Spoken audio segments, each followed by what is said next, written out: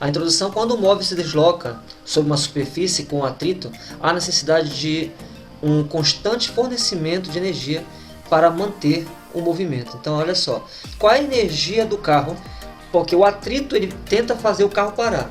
Então, qual é a energia que é utilizada para fazer parar esse carro? Qual é a energia? O O atrito. E o que faz continuar ele se movimentando? Qual é a energia que faz que ele continua a se movimentar? É a gasolina, né? É o combustível do carro. É o que faz ele continuar a se movimentar, é o combustível, igual você, né? Os alimentos e tal, para que você possa continuar se movimentando. Ou seja, é necessário uma energia. E durante todo o movimento a velocidade permaneceu constante, logo o trabalho realizado pela força não aumentou, a energia do móvel sendo então dissipada. Então olha só o que aconteceu. O carro estava em movimento, a velocidade era constante. Se por acaso ele tirasse o pé do acelerador, o que ia acontecer? Ele ia parar, né? Se ele tirasse o pé do acelerador. Mas ele está acelerando, fazendo com que a velocidade fique constante. Eu sempre tive essa dúvida. Como assim? Se a velocidade é constante, não era para gastar energia, não era para gastar combustível. Só que aí a velocidade ficou constante porque ele está anulando, tentando anular a força de atrito. Você entendeu? Então, quando ele tenta anular a força de atrito, a velocidade passa a ser constante, mas é necessário gastar combustível para isso. Mas em uma viagem, qual é que gasta mais? Aquele carro que vive acelerando, pisando no acelerador, aumentando a velocidade, ou aquele carro que mantém uma velocidade constante? Qual é o mais econômico aí? O econômico é aquele carro que mantém uma velocidade constante. Constante. Ele vai gastar combustível para anular a força de atrito? Vai. Mas não vai ser tanto de quanto ele ultrapassar a força de atrito, uma força muito maior que a força de atrito. E ele começa a acelerar, você entendeu? Então olha só, quando você ouvir falar de energia em qualquer parte da física, em qualquer, primeiro, segundo, terceiro ano, quando você ouvir falar de energia, você vai lembrar do trabalho. Se você gasta energia, é porque realizou trabalho. Se você recebe energia, é porque você recebeu, pode receber esse trabalho. Bom, mas preste atenção. Nesse caso, a velocidade foi constante. Então, se a velocidade foi constante, não tem aceleração, não tem trabalho. O trabalho realizado pela força não aumentou a energia do móvel, que é a velocidade sendo então dissipada. Então vamos lá. Se eu continuasse eu. Agora, o que aconteceu com a energia recebida pela realização de trabalho? Então, olha só. Agora, o que acontece com a energia recebida pela realização de trabalho? Transformou-se em energia térmica e, com isso, aqueceu o corpo dessa forma. Então, olha só. O que ele mostrou aqui? Que o trabalho ele está relacionado com o quê? Com a energia. Se não tem a realização de trabalho, não tem o gasto de energia. Agora, nesse caso, que teve o gasto de energia, houve, então, a realização do trabalho para anular a força de atrito. Mas o resultado que é zero, tá? O resultado dá zero, porque a velocidade é constante. O resultado dá zero. Mas existe sim um trabalho realizado pelo carro. Existe sim um trabalho realizado pelo atrito. Mas o resultado dos dois, ele vai ser zero. O trabalho vai ser zero. Mas o carro gastou, sim, energia e realizou trabalho. Ok? Agora, para onde é que vai o resto dessa energia? Ela vai se transformar em energia térmica. A realização do trabalho vai esquentar o pneu, entendeu? Então vai ter a energia térmica. Por que eu voltei para o primeiro ano? Falando do primeiro ano, trabalho, energia, por que eu voltei para os assuntos de mecânica, em que envolve trabalho e envolve energia? Porque a termodinâmica ela vai envolver o trabalho realizado pelo gás, vai envolver o calor, a quantidade de calor, e vai envolver a energia interna de cada corpo. Por isso que era necessário você assistir o primeiro vídeo, na qual eu falava sobre calor, trabalho e energia interna, sobre os sinais dele, quando recebe ou quando perde o calor. Então, olha só. A termodinâmica é a parte da física que estuda as relações recíprocas entre o trabalho realizado e a correspondente variação da energia térmica do sistema. Então, olha só. Se Se eu começo a realizar trabalho na minha mão e a minha mão começa a receber trabalho, a minha mão vai esquentar. Então repara que o trabalho está associado com a energia interna. Foi a partir desses pensamentos em que eu trouxe a mecânica para o calor. Eu peguei a mecânica e trouxe para o calor. Surgiu o quê? A Revolução Industrial. As máquinas térmicas começaram a aparecer, porque eles traziam o mecanismo da mecânica, que é na física, e trouxeram e inseriram na termodinâmica. Por isso que termo vem de temperatura, dinâmica vem de movimento. Ou seja, significa dizer que eu vou utilizar mecanismo da termologia e mecanismo da dinâmica, da mecânica, que nós estudamos no primeiro ano. Então, uniu-se os dois, trabalho, calor, energia interna, energia térmica, e aí surgiu, surgiu assim, então, a termodinâmica e, consequentemente, a Revolução Industrial. Olha só, é a parte da física que estuda as relações entre trabalho, Deixa eu só pegar aqui uma coisinha aqui. Não sei se dá para aparecer. Não, não dá para aparecer.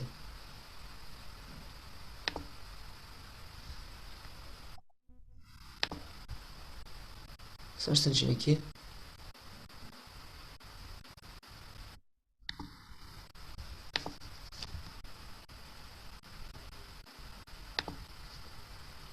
Bom, vamos lá. Então, olha só. Ana Carolina, sejam bem-vindos todos vocês. Chegaram agora.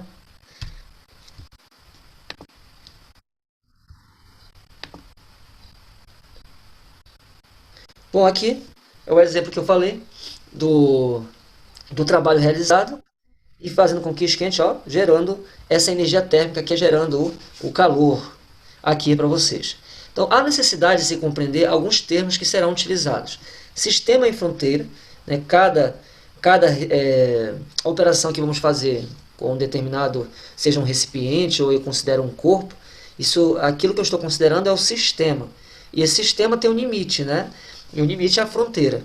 O estado termodinâmico, trabalho, energia e calor, né, são os tópicos que vamos aprender, né, durante essa aula. Trabalho, energia e calor, nós comentamos, como eu falei, na aula passada, nesse vídeo que você assistiu anteriormente a esta aula.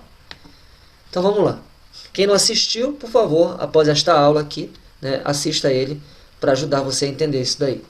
Sistema e fronteira, região isolada do espaço, cujas características devem ser estudadas sem qualquer influência externa. É o que se chama, né, de sistema. Bom, ou seja, se eu for estudar você, não vai me interessar nada. Os ambientes externos não vão me interessar. A única coisa que vai me interessar é você, porque eu vou estudar você. Você entendeu? É isso que é um sistema isolado. Eu vou desprezar as influências externas. Agora, o sistema aqui, ó, já a superfície que separa o meio externo, que seja real, que é imaginária, vai denominar nesse sistema que vai delimitar, é chamado de fronteira, né, o limite. Ele vai delimitar. Bom, então a figura a seguir ilustra um sistema,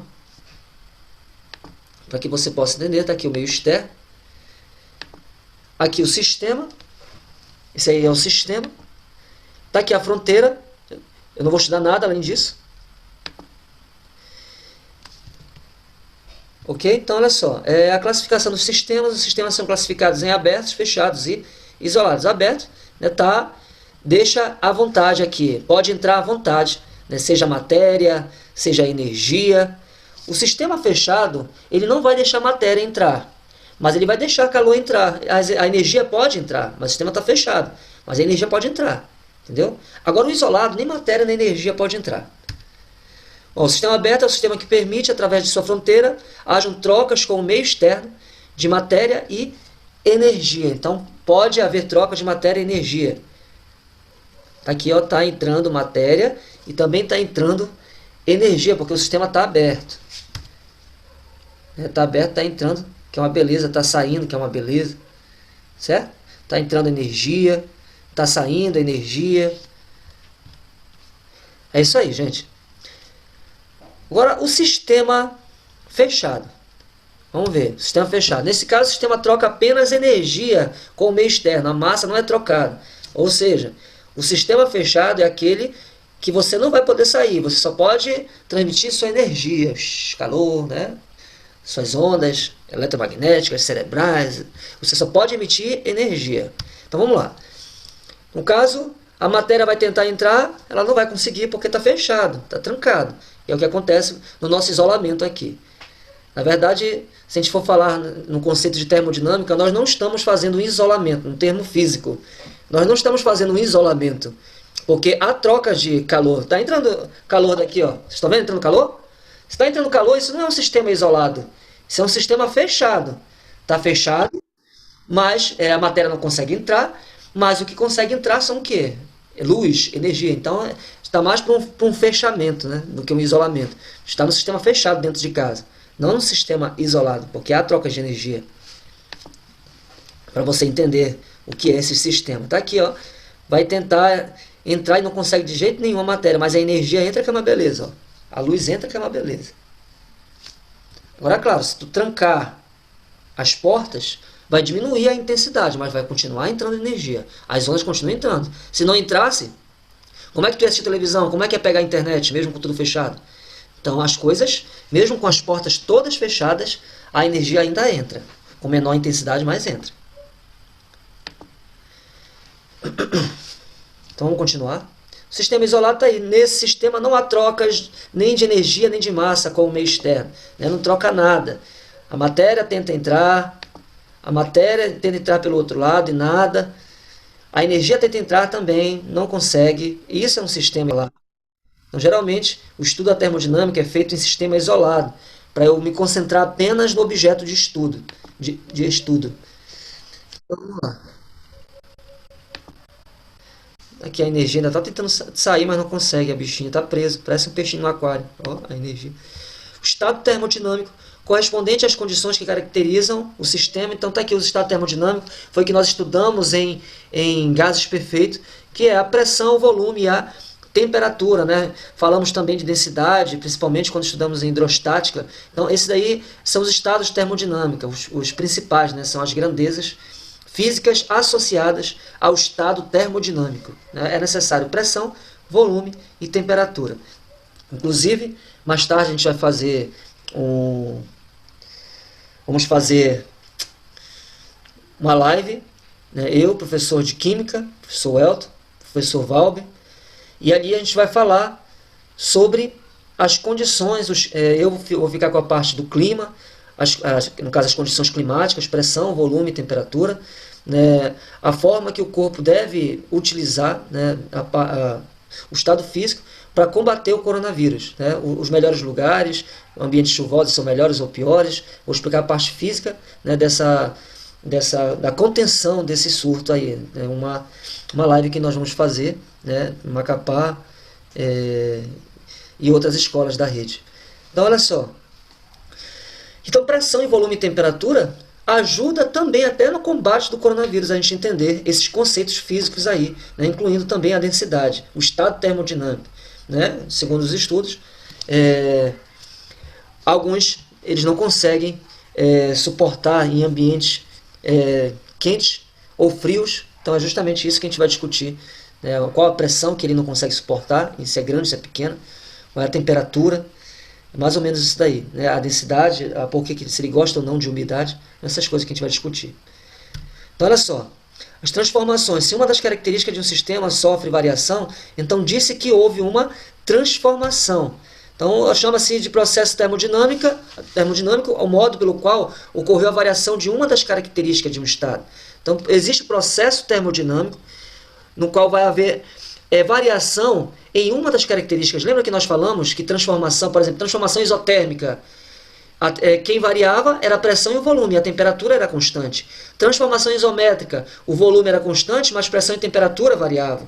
Né? Transformação isobárica, pressão constante, mas quem varia o volume e isobárica é pressão constante, o volume e a temperatura variando. Então isso é uma transformação, quando você considera, né, pelo menos um constante e ambos variando aí. Então isso é uma transformação. O estado inicial está aqui, pressão, volume, temperatura, e passando para o estado final, né, que é a pressão, volume e temperatura final. Repara nesse caso bem aqui, não sei se a pressão variou, mas bem aqui, se um desses estiver constante, é considerado uma transformação. Mas é um processo termodinâmico na qual envolve essas três grandezas, na qual estudamos em gases perfeitos. Bom, o que é o trabalho? Já vimos que trabalho é força, deslocamento, é FD. Vimos no primeiro ano que trabalho é FD, né? FD, força, deslocamento. Na termodinâmica trabalha-se com gases, logo são estes quem realizam.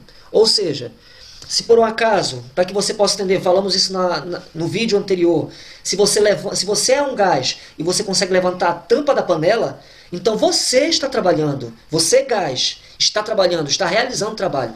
Agora, se o dono da panela te amassa o gás, você está recebendo o trabalho.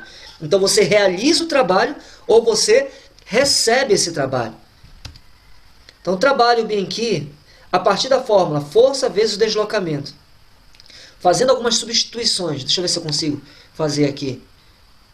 Vou fazer aqui para você, para ficar bem bonito. Trabalho, você aprendeu que é F. Trabalho é FD. Esse é o trabalho realizado. É o FD. Bom, mas se eu tenho bem aqui que a densidade... Eu também tenho que a densidade... Bora ver se eu consigo chegar nessa fórmula aí. Ó. Eu quero chegar nessa fórmula aqui. A densidade é a massa dividido pelo volume. É a massa... Isso aqui, lembrando que isso aqui é para vocês não confundirem. Isso aqui é o espaço, tá? Para vocês não confundirem. E esse D aqui é de densidade. Esse D é de densidade, tá bom? Para vocês não confundirem aí. Coisa diferente. Então vamos lá. Continuando aqui a fórmula, a força é a massa vezes a aceleração. Vimos isso também no primeiro ano. Só que eu estou deduzindo a fórmula aqui para ti. Para ti, ó, é a massa vezes a aceleração. Vezes o deslocamento. Que fica MAD, né? De FD passa a ficar MAD, né? MAD, o MAD. Que força é massa vezes aceleração. Bom, considerando bem aqui a densidade, massa do volume, só que eu acredito que ele não pegou essa fórmula aqui. Pegou essa fórmula aqui, não pegou a da densidade. Pegou essa fórmula aqui. Licença, densidade. Não te quero mais. Não preciso de ti aqui nessa dedução. Vou pegar... Então, trabalho é a massa de aceleração, a equação que ele pegou. Cadê você? A equação que ele pegou foi essa aqui. Pressão. Por que não está aparecendo?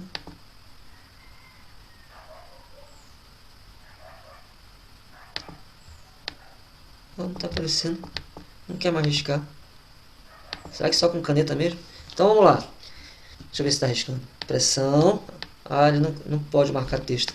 Pressão é a força sobre a área. Então foi daqui que surgiu.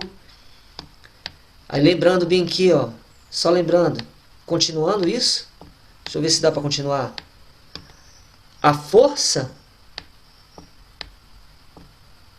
é igual a pressão vezes a área. Fica força par. Força é pressão vezes a área. Também não vou precisar de você aqui. Não vou precisar do MAD. Não preciso do MAD. Lembrei a dedução. Então, no lugar dessa força, fica pressão vezes a área. Pressão vezes a área. Então, fica o PAD, né? O PAD. Ou fica o MAD ou o PAD, mas esse A aqui é de área, né? Lembra que esse A é de área, não é de aceleração. Então tá aqui o PAD, né? O PAD, né? Em inglês um é made, outro é paid. Então aqui o trabalho, pressão sobre a área. E aqui, quando você vê na geometria espacial, quem é que é A vezes D? A área vezes a altura, ou a área vezes o deslocamento, é a própria É o próprio volume, gente. Volume é a área da base vezes a altura. Lembra que a gente estuda em matemática? Então é o próprio volume. Então tá aí, daí apareceu o trabalho PV. É pressão vezes a variação do volume. Surgiu do FD. A partir do FD, nós temos o PV, que é pressão vezes o volume. Então, ou seja, quando é que eu tenho maior trabalho? Quanto mais pressão, mais trabalho eu vou ter.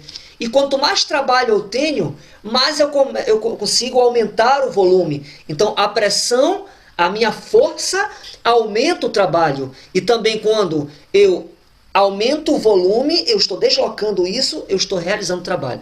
É como se fosse força e deslocamento numa outra roupagem.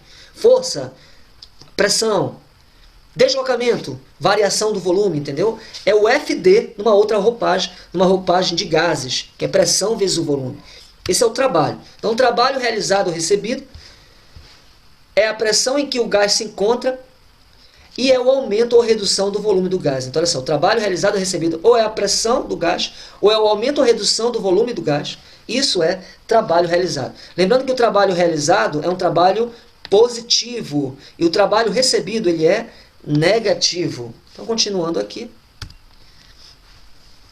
As unidades medidas. A grandeza, símbolo, trabalho. A unidade é da mesma da energia, que é Joule. Pressão é Pascal, que é Newton por metro quadrado. Pascal, que é Newton por metro quadrado. E o volume é metros cúbicos. Isso é no sistema internacional. Caso as unidades não estejam coerentes, elas devem ser transformadas para as unidades acima. Então, o gráfico do trabalho, gente, é esse aqui. Ao se trabalhar com gases, representa-se em gráficos a forma de como a pressão e o volume interagem. Olha como é que é o gráfico do trabalho. Lembrando que pressão e volume. Se eu aumento a pressão, diminui o volume. Então, são grandezas inversamente proporcionais. Então, olha só. Só que nesse caso aqui, eu estou considerando que a pressão é constante. Ou seja, essa transformação aqui, ela é isobárica. Isobárica. Pressão constante, transformação isobárica. Olha só. No gráfico pressão versus volume, o trabalho pode ser emitido pela área do mesmo, sobre a linha representada a transformação. Então, nós temos aqui o trabalho realizado aqui. Por que eu tenho um trabalho realizado? Porque ele tinha um volume inicial e para ele mudar para volume final é como se ele deslocasse, entendeu? Como se deslocasse. Se eu tenho um aumento do volume, eu vou ter uma realização do trabalho. Agora, se por um acaso o gás ele é amassado, então tem uma diminuição do volume, então você recebeu, aquele gás recebeu aquele trabalho. Ele recebeu aquele trabalho. Então está aí um aumento do volume, com isso realizando trabalho aí. E o gráfico aqui do trabalho, se eu tenho o gráfico pressão, volume, quem é que é pressão, volume, gente? Quem é a área da base, vem aqui para você entender. A área do retângulo, não é base vezes altura? Base vezes altura. Gente, base vezes altura é como se fosse, eu sei que vai estar inverso, mas só para eu colocar na ordem aqui para ti. A ordem dos fatores não altera o produto. Então eu tenho aqui uma base e uma altura multiplicando. Se eu inverter não tem problema, mas só para te entender. Ou seja, um lado, copo de leite entrando, seja bem-vindo, copo de leite. Então eu tenho aqui a pressão. A pressão vezes o volume. Gente, quem é que é pressão vezes volume? Quem é que é PV? É a própria fórmula de quem? É a própria fórmula do trabalho. Ou seja, a área é igual ao trabalho. Se essa pressão ela variasse e formasse um triângulo aqui, nesse gráfico fosse um triângulo, a área seria a base vezes a altura dividido por 2. Se fosse um triângulo, deixa eu ver se eu consigo desenhar rápido um triângulo aqui, ó, assim. Olha o triângulo aqui. Pressão e volume. Então fez um triângulo, né? Então a área aqui vai ser base vezes altura dividido por base vezes altura dividido por 2. Base vezes altura dividido por 2. Então a área é igual ao trabalho. Ou seja, se a área for pressão vezes volume dividido por 2, então também o trabalho vai ser pressão vezes volume dividido por 2. Porque eles são o quê? Eles são iguais. Ou iguais. Eles são iguais. A área e o trabalho são iguais. Então, pressão vezes volume dividido por 2, se fosse o gráfico, pressão e volume fosse um triângulo. E aqui é um retângulo, base vezes altura, é a fórmula normal, ou seja, aquela fórmula só é válida para pressão constante, que é pressão vezes o volume. Força constante, pressão constante, que é o gráfico da pressão constante, que é a área, é a pressão vezes o volume, que é igual ao trabalho. Então vamos lá, as conversões. Se por acaso há um aumento de volume, realizou ou recebeu o trabalho? Rápido, gente. Realizou ou recebeu o trabalho? Se aumentou o volume, o trabalho é positivo. Realizou o trabalho. Se por acaso diminui o volume, então ele vai o quê? Receber trabalho. E o trabalho é negativo. Então se aumenta o volume, o trabalho é positivo. Se diminui o volume, o trabalho é negativo. Né? Tenta imaginar como se o seu corpo fosse um gás. Quando você aperta aqui, está apertando, né? Está diminuindo o volume e a sua bochecha, é o gás, ele está recebendo o trabalho. Então isso é negativo, vai doer, é negativo. Agora, se por acaso você empurra tudo aquilo que está te empurrando, você não aceita, você empurra tudo aquilo, você realiza trabalho e agora o trabalho é positivo. O trabalho realizado ocorre quando o volume do gás aumenta, então recebe o sinal positivo. Então reparem aqui que houve um aumento do volume. Então se o aumenta o volume, então o trabalho será positivo. Lembrando que o trabalho vai ser igual à área. Olha só como uma figura foi outra figura. Ó. Isso aqui é um trapézio, então o trabalho agora seria a área do trapézio, que era base maior mais base menor, vezes a altura dividido por 2. Ficaria assim. Ficaria assim, não ficaria pressão vezes o volume. Ficaria pressão menor mais pressão maior vezes a variação do volume dividido por 2.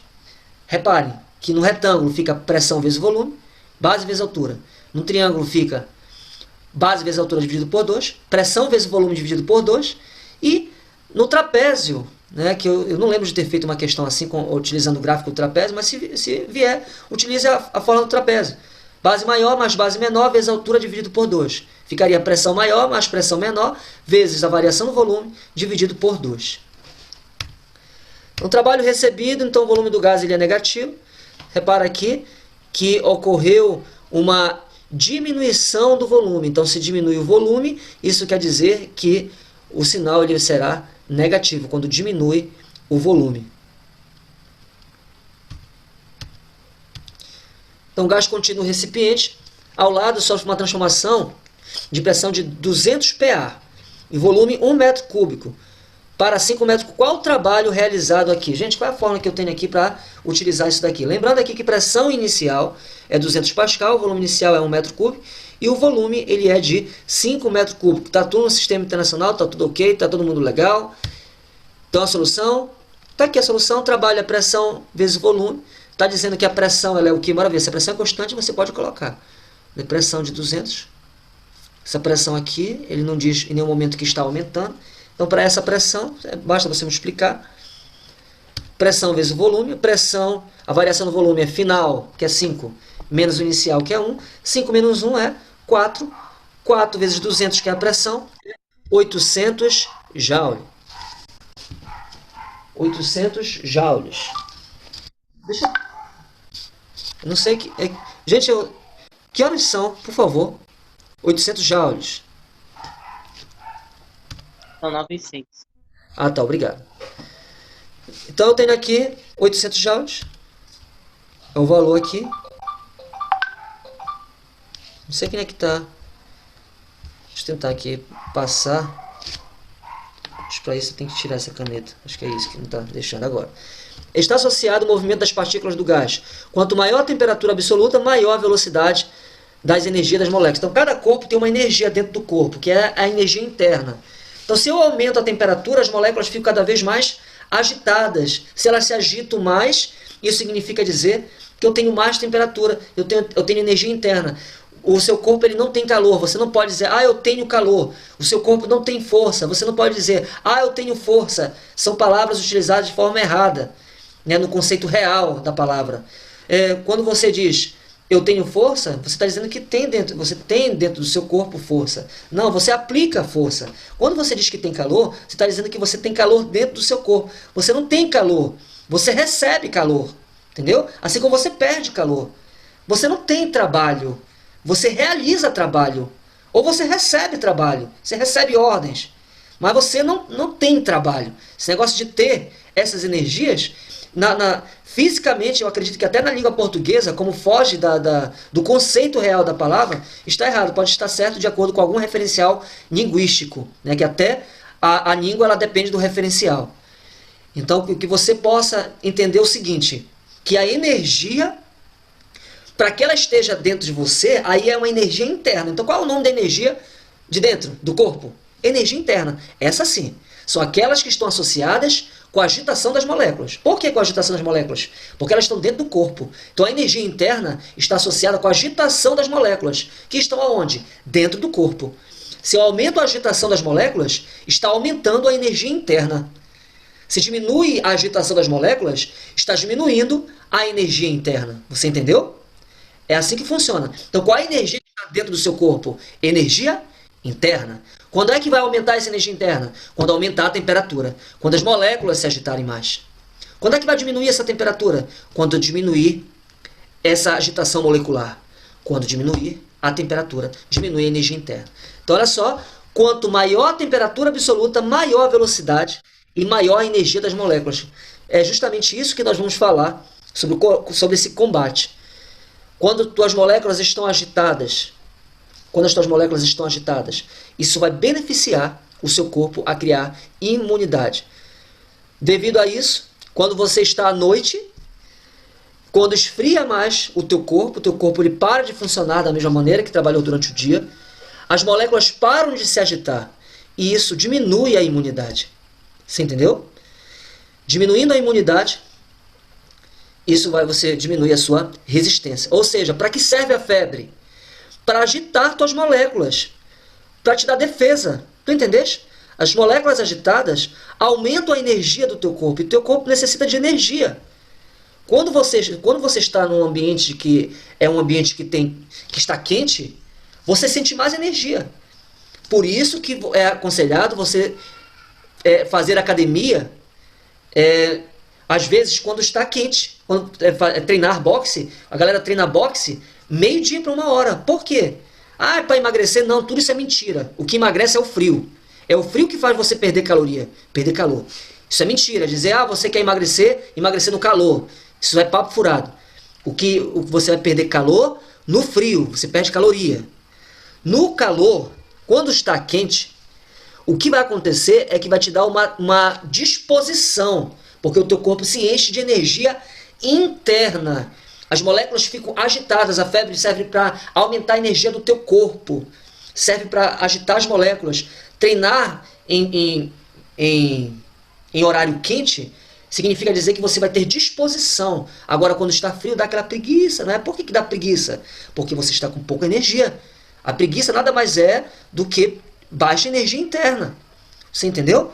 Então é para isso que serve o aumento da temperatura, para aumentar a energia interna. Então, quanto menor a temperatura absoluta, menor a velocidade e menor a energia das moléculas.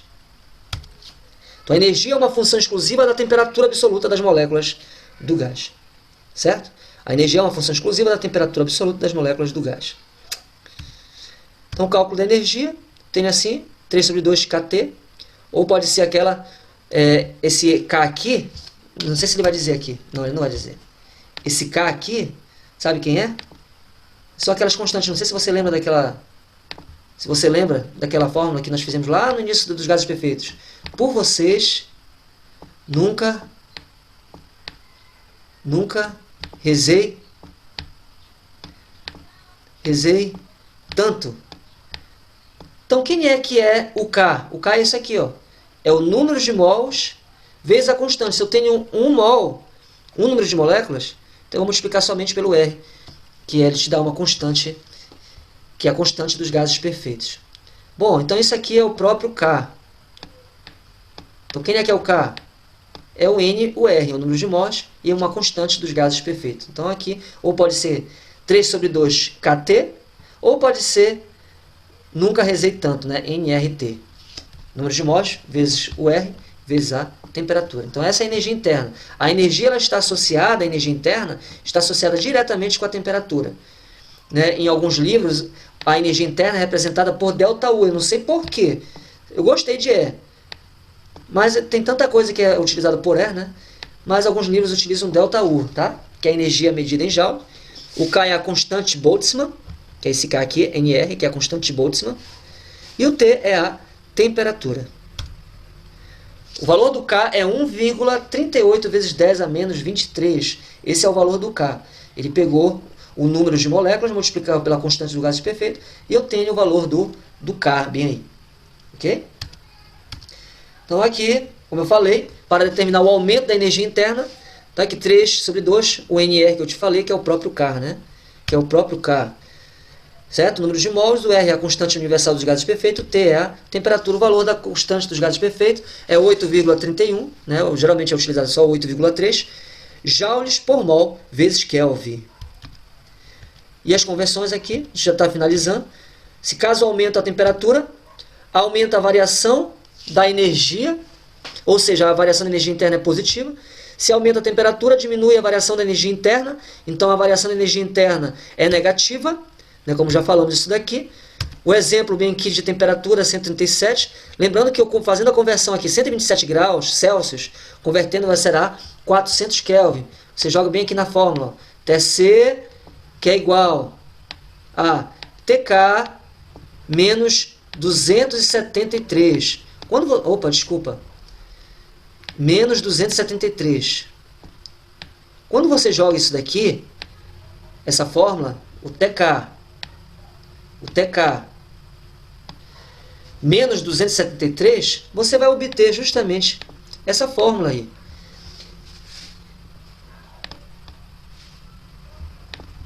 Rapidinho. Então, olha só.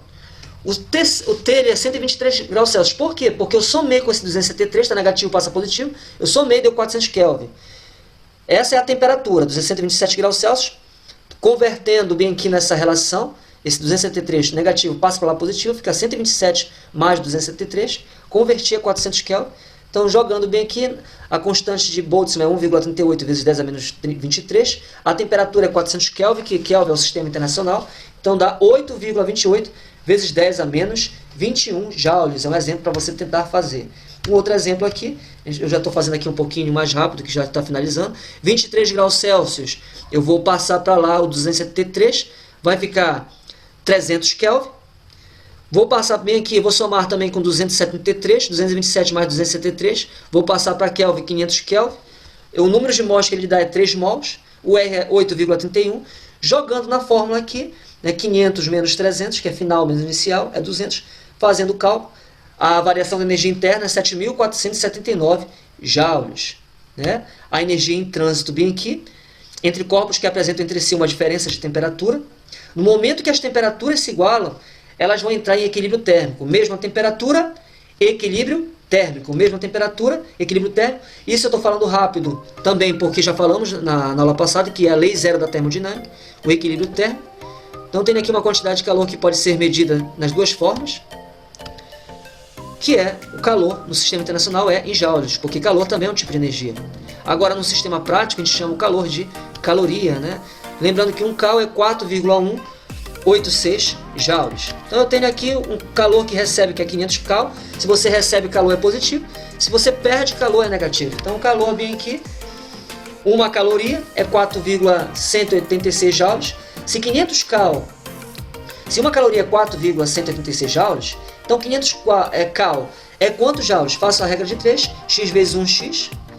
500 vezes 4,186 será, então, 2093. 1 cal é 4,186 joules. 500 cal é quantos joules? Multiplico cruzado. X vezes 1x. 500 vezes 4,186 joules é 2093 joules.